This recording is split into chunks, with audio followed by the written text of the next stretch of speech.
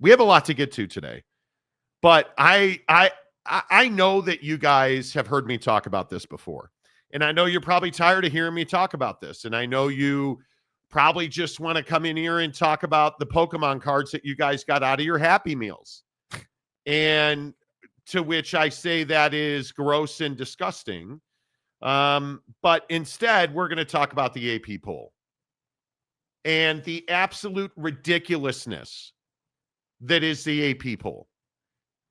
And somehow, some way, still today in 2025, here we are looking at an AP poll, and here we are looking at a blatant lack of respect and understanding of the Big 12 as a football conference. It is remarkable to me that we sit here and you have BYU at 13, that you have Arizona State behind Georgia and Penn State, that you have Oregon ranked third after that beatdown that they took from Ohio State. Oregon is ranked third behind Texas, which is crazy to me. And then I just look at the plight of the Big 12. How on earth is BYU behind SMU? How on earth are you looking at a situation where Colorado is 25th behind Memphis and UNLV, behind Army, behind Syracuse? I don't know, and maybe I'm making too much out of this. But I looked at this yesterday, and I am absolutely flabbergasted at just how this seems like it's a joke, right? Make this make sense for me. And again, I just ask you, even throw out the Big 12, but you look at this graphic and I say to you, what sense does it make that Oregon is number 3, that Penn State is number 5, that Arizona State is ranked behind Georgia and Penn State? What sense does that make? What sense does it make that BYU is 13th? Make it make sense that they're behind SMU, who got humiliated and beat down, and their loss was to BYU in Dallas, which it says across the front of their jerseys. Right. Make it make sense, because I can't figure it out. Yeah, I mean, I don't think there's any logic to it. I think this is, classic soccer writer behavior. I mean, this is classic, you don't understand or watch Big 12 football, and I think the SMU BYU thing is the perfect example of it. I mean, there are many examples, but to have SMU ahead of BYU simply, I guess, because they made the college football playoff, I guess that's the logic. I guess you got bounced out of the college football playoff in embarrassing fashion. And I think everybody agrees that you never should have been there. And, it really bothers me that teams in the Big 12, have a better season than a quote unquote ACC team, but that ACC team who bought their way in, who, really has never been in a P4 conference before, but just ponied up cash to get in, somehow is ranked ahead. I mean, I'm just surprised. I feel like BYU had one of the best seasons in recent memory. And they're not really being rewarded for that. Now, again, as we talked about, you lost when you can't lose, right? What does everyone remember about the BYU football season? You lost at home to Kansas at night. That's what everyone remembers. They don't remember all the great moments. They don't remember, Jake Retzloff having a great year. They don't remember any of the positive stuff with BYU. So make it make sense. Yeah, I write this off to, these are people voting who don't watch Big 12 football. Because if you did, there's no way you'd have BYU ahead of SMU. There's just nobody in their right mind would say that SMU is a better football team when you look at the head-to-head matchup, the strength of schedule, and the conference that they play. Like, there's just no way to say that. And furthermore, I look up the AP poll farther, and it gets worse, in my opinion. And this is the part that should scare you as a Big 12 fan. How the hell is Oregon ahead of Texas? I don't know. How do we have a situation where people are ranking a football team in the last AP poll of the year? How are you putting Oregon ahead of a team that got further than they did. I just don't understand. And Texas took Ohio State to the limit. Oregon didn't even compete. Did not even compete. And you look at all the Big Ten representation in this AP poll. You look at Ohio State, Oregon, Penn State. Indiana in the top, all of them in the top 10. It is wild to me. At some point, the AP poll has to go away. It has to be eliminated as any kind of weight or carrying any kind of influence. The AP poll's got to go away. Yeah. This is wild to me. That did you not look at strength of schedule? And I understand that this may seem trivial to some. The AP poll has incredible influence on the college football playoff selection committee. And this is, I'm at the max for the BS that goes on in college football. And that's why this story right here, this is so significant now. Because you have a situation where the Big Ten and the SEC, their athletic directors are going to meet in February in New Orleans to talk about how to get more Big Ten and SEC teams into the college football playoff and whether or not they need to expand it so that those two conferences get more automatic qualifiers. Okay, so that's what they're meeting to talk about. We look at the AP poll. How many more teams do you want to get in? How many more teams can the Big Ten and the SEC? Because obviously Notre Dame's an independent, right? But they might as well be. They're an independent, but I kind of throw them into the Big Ten pile, if you will, right? If they weren't independent, they'd be in the Big Ten. We all know that. So to me, when I look at this, I say, okay, you got Ohio State, Notre Dame, Oregon, Penn State, Indiana. I mean, it's a clean sweep in the top 8 for the SEC and the Big Ten. And by the way, we also got to say Michigan typically is on this graphic, but they had a bad year. So that's like 7 teams that you've already got in if you're the Big Ten, and we haven't even got to the SEC. Illinois at 16, Indiana. Was there any bigger fraud in the college football playoff than Indiana? No, I don't think so. And this is why, when people tell us, oh, well, you guys are too worried about the Big 12. Like, you guys are blowing this out of proportion. Homers. Don't forget, we're homers for the Big 12. We're homers for the SEC. In all on my TikTok yesterday, you're just a homer for Ohio State. I know. We're a homer for everybody. Like, I sit here and I look at this and I say, you can call us a homer if you want to. I'm not a fan of, I'm not a Notre Dame fan, right? Like, I didn't grow up with Notre Dame. Yeah, me either. I didn't really grow up with a college football team. But when I look at that graphic, if you're a Big 12 fan, you should be terrified. Because the good news is, reading between the lines, it appears that Deion's not going anywhere. It would appear that Deion's staying in Boulder. Which is a huge win for the Big 12. That's a huge win for the Big 12. But I'm just sitting here saying, okay, well, I look at the Big Ten and the SEC, and both of these conferences have clear paths to reaching the upper echelons of college football, right? Like making the most money, playing in the biggest games, writing the story of the season at the end of the year, if you will. Both of those conferences have clear access to that every single year. The Big 12 does not have access to that tier of college football. Nope. Well, what do you mean, Monty? They're a P4 conference. They've got the auto bid. Like, what do you mean? Well, what I mean is that somehow, some way, Soccer Writer in Nowhereville puts SMU ahead of BYU. The Big 12 does not get the favor that the ACC gets because of its geographic location. Yeah, and I think that this is a very important moment in time. I think this offseason where we just got through this college football playoff cycle when you very clearly, in my opinion, if you're the Big 12 and the ACC got all the breaks. The ACC, you're getting SMU in, Clemson, like you're getting multiple teams in, and you got embarrassed, right? You look at the Big 12, ASU put on a show, and it seems to be meaningless.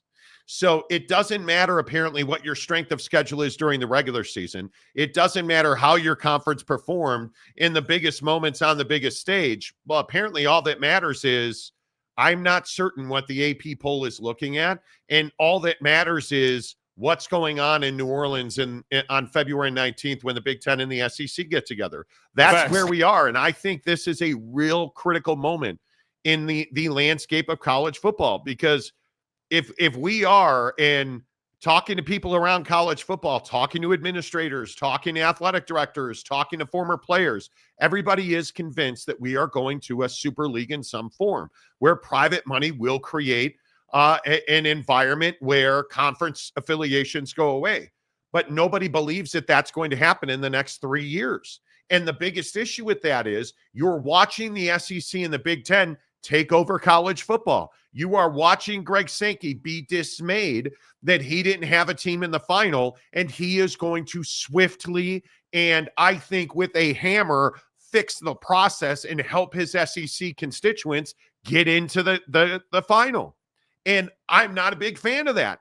I think, frankly, we need a system where you need to win games against competent opponents in the regular season to even qualify for the postseason tournament. And that's not currently the environment that we have in college football, because we put zero weight, frankly, on strength of schedule, and it is wrong. And you're looking at it in this AP poll. And for everybody yesterday on social media and in our comment section telling me that I'm all doom and gloom and this has been a great year of the college football playoff, I don't even disagree that we made advancements in the college football playoff with the 12 teams. It was compelling. You had people pissed off, whether you were Bama or whoever you want to point to.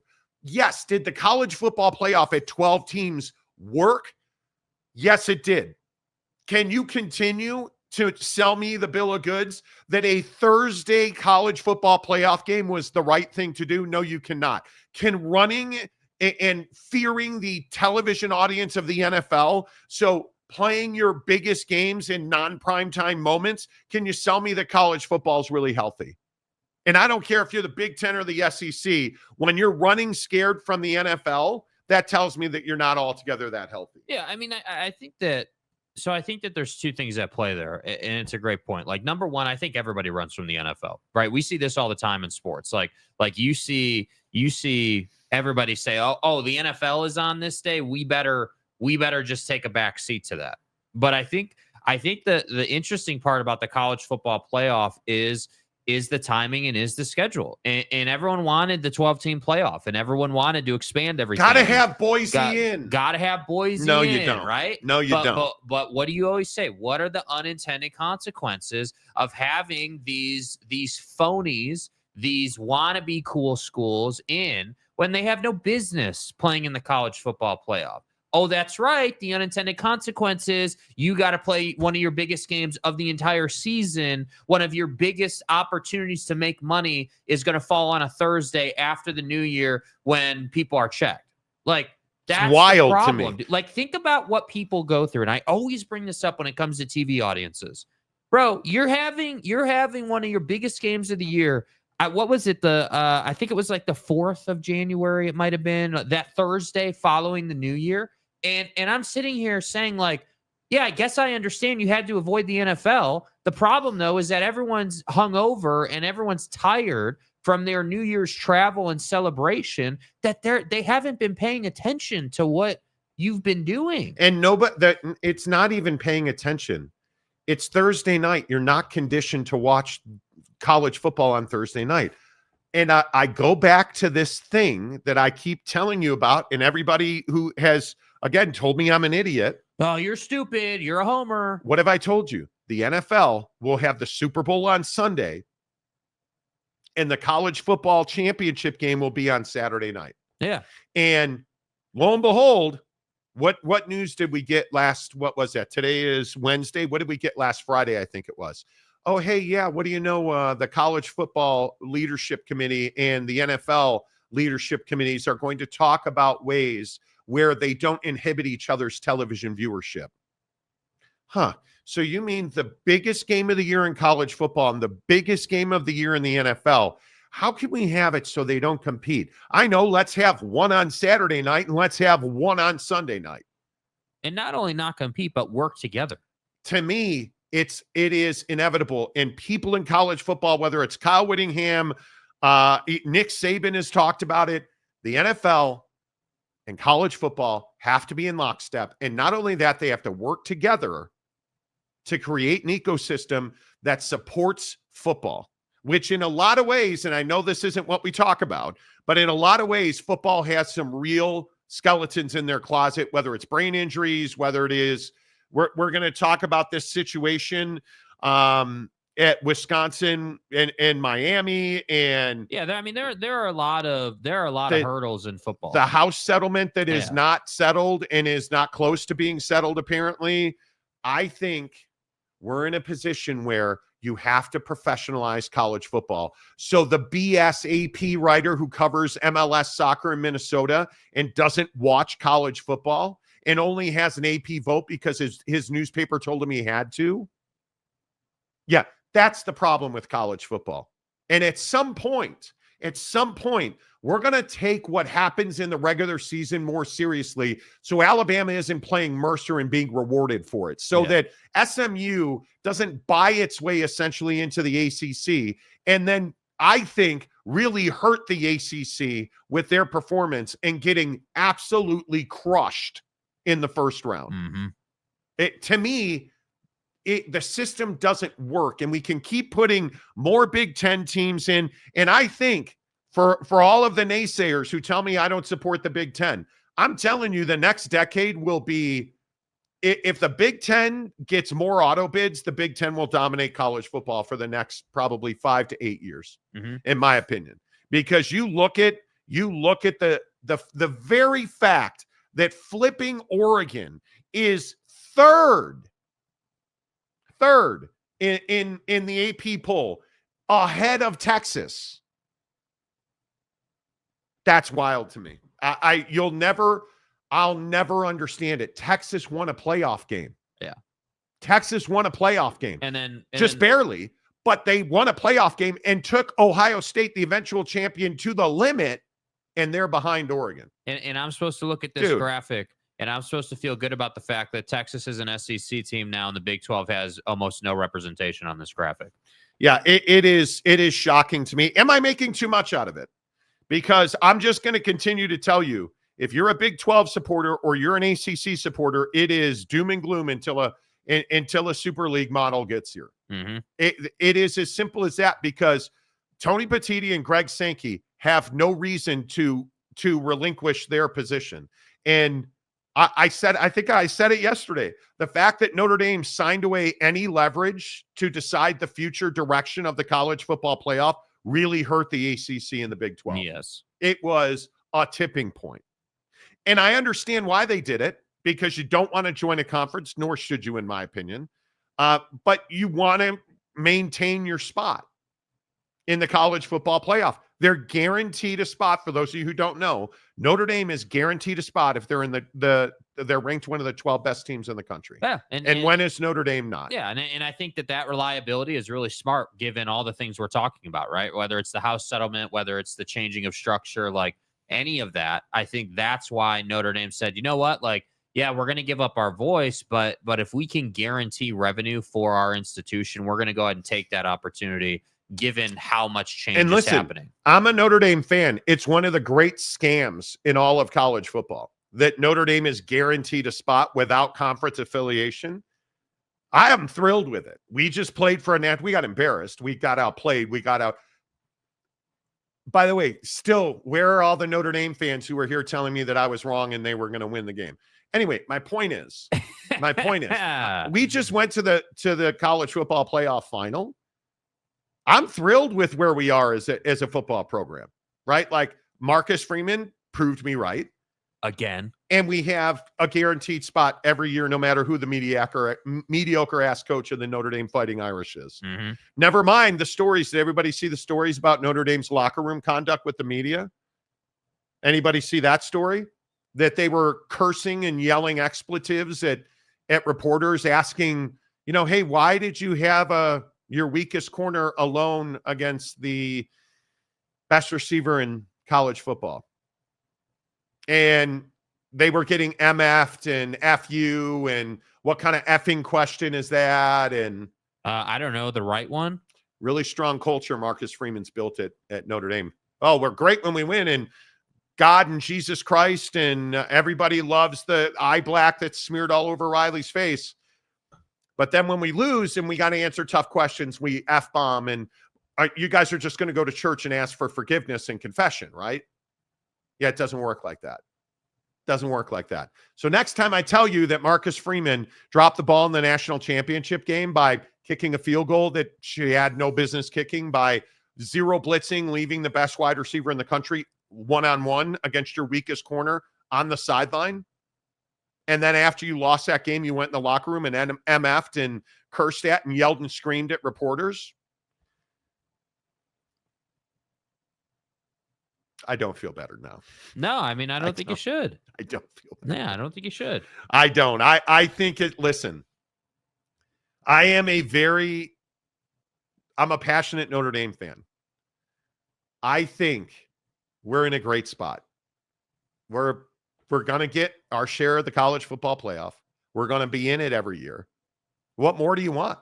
I'm telling you, in the next, it probably won't be in the next 3 to 5 years.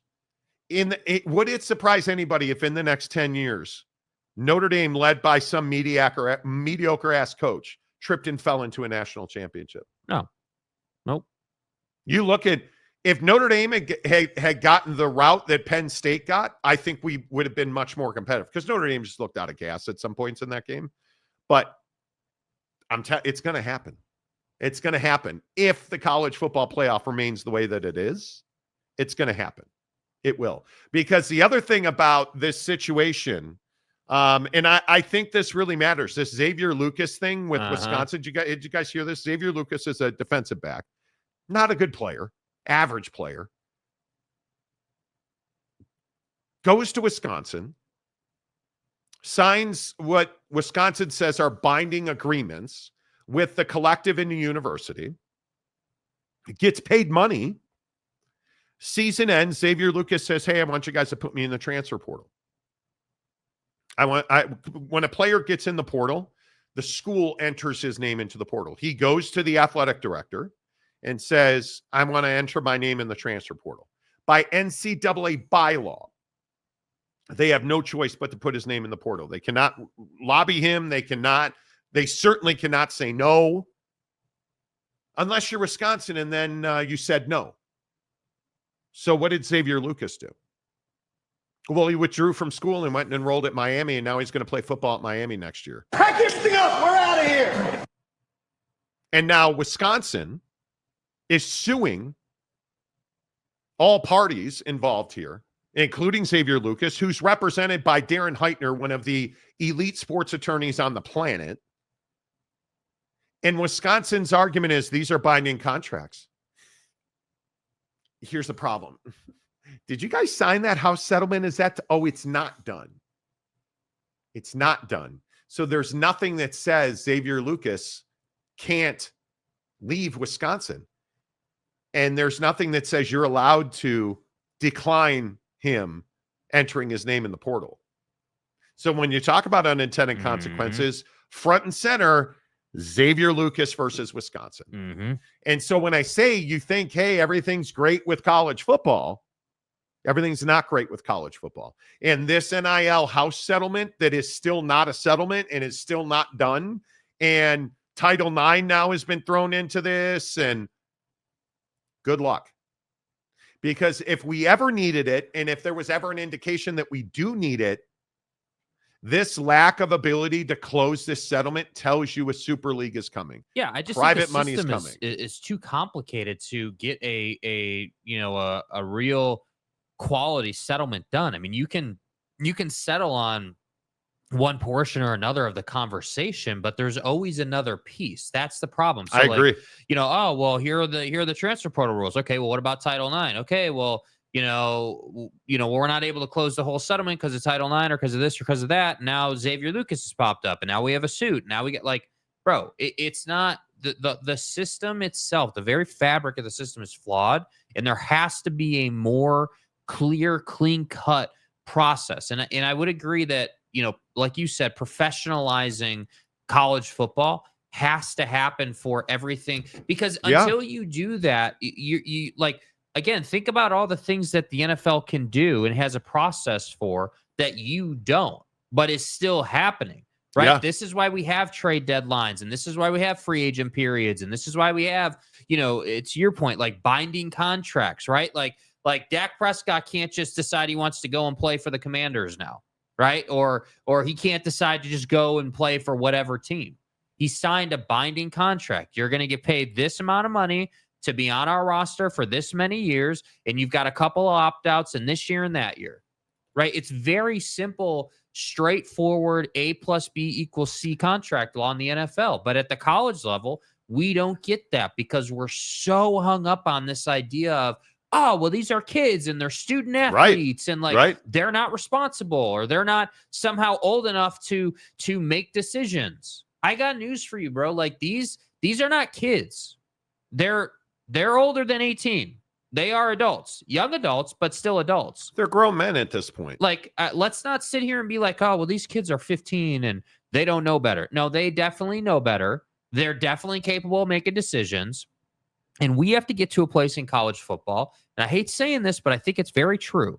We got to get to a place where it's like, hey, if a kid makes a bad decision with contract law, and they sign a binding agreement and they're stuck at Wisconsin for 3 seasons, that's on them. That's not on anybody else. But the problem is we're not at that place yet. So Xavier Lucas can go to Miami, and these things can take place. Yeah. And that's why I say, like, we're reform has to happen. But inside of this bigger picture conversation, things like the Big 12 being disrespected, or things like the SEC and the Big 10 getting all the credit in the world, that, like, it's a very clear separation of classes here. And at some point, like, the SEC and the Big 10 are going to, only be able to solve their problems by including everybody. But isn't this why you need a commissioner that rules over college You need your football? Roger Goodell. And I think we've got to get rid of this selection committee, wins on the field. This is how you get in. This is how you get out. You didn't win enough games, you're out. You won enough games, you're in. It's that simple. And you only play each other. And you play, in my opinion, you're going to wind up playing, I think the right number of games is probably 14 to 15 games. And then you have, I would think a maximum of 3 or 4 playoff games. And those are spread out because I think the season needs to continue to end in November. I think it needs to start a little earlier in August. You play through November, and then I think you look at the bowls. Those bowls continue to be the college football playoff. And I think the nobody gives a rat's ass D's nuts bowl is for those teams that don't qualify for the playoffs. You don't have to like it, but I think that's what you do, because the idea that winning 6 games is some triumphant season is dumb, wild, because you're just not. And I go back to Alabama and I look at snap counts. Like one of the stats that I have available to me is how many reps these kids played during the year and how many reps they played in their bowl game. And again, you look at Alabama's defense, overwhelmingly, the kids that played the most reps in that bowl game were kids who didn't play a lot of reps during the season, because Alabama has nothing to gain by leveraging that bowl game for a win, or Colorado against BYU, or it's just littered everywhere where you look at the meaningless bowl game is truly meaningless to most of the people participating. Yeah. Well, we won 6 games. We have to go to a bowl. I think those days need to end, but we'll see. We'll see. All right. Let's get your thoughts in here on the state of college football. Let's get your thoughts. Did you guys buy it in the comment section? Is the AP poll worth all this? It has incredible leverage. It has incredible meaning. If you look at everybody who tells me, well, the AP poll doesn't matter, look at how close the AP poll and the College Football Playoff Selection Committee rankings are. 100%. I mean, they are right next to each it's other. typically only 1 or 2 changes. Yes. It's very, they're very similar. Exactly right. The comment section is always brought to you by Prize Picks. You know what? How do I do it?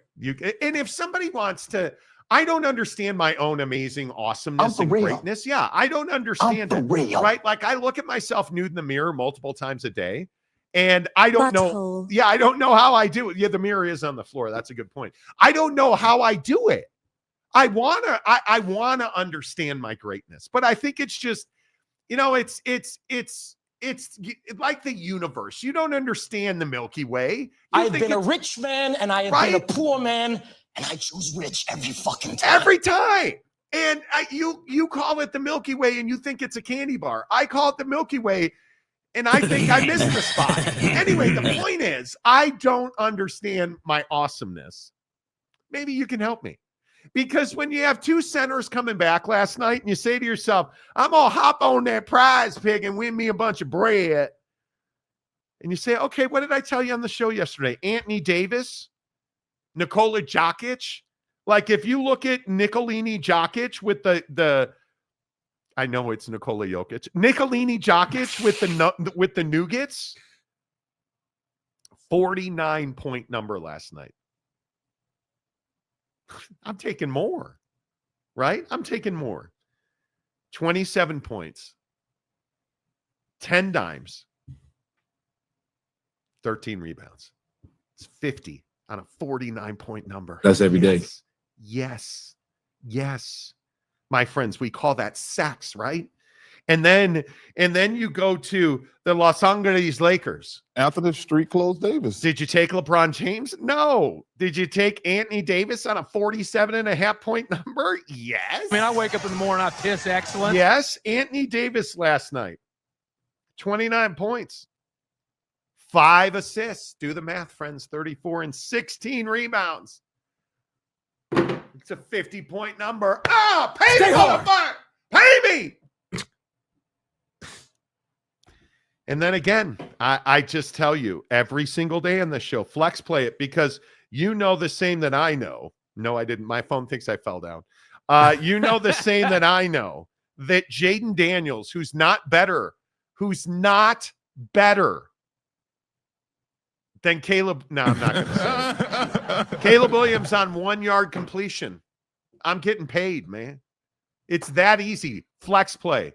First thing you need to do, download the Prize Picks app. Open a new account, use the promo code Monty. Second thing you need to do, subscribe to the Monty Show, hit the like button on YouTube, right? Hit the like button. Third, just do exactly as I tell you to do because pimp's going pimp. You deposit $5 in a new Prize Picks account, they're going to give you 50 more instantly. You use Flex Play, which means you only got to get 2 out of 3 right because we only play 3 packs, right? 3 packs. Yeah. So you got to get 2 or 3 right. Dilly.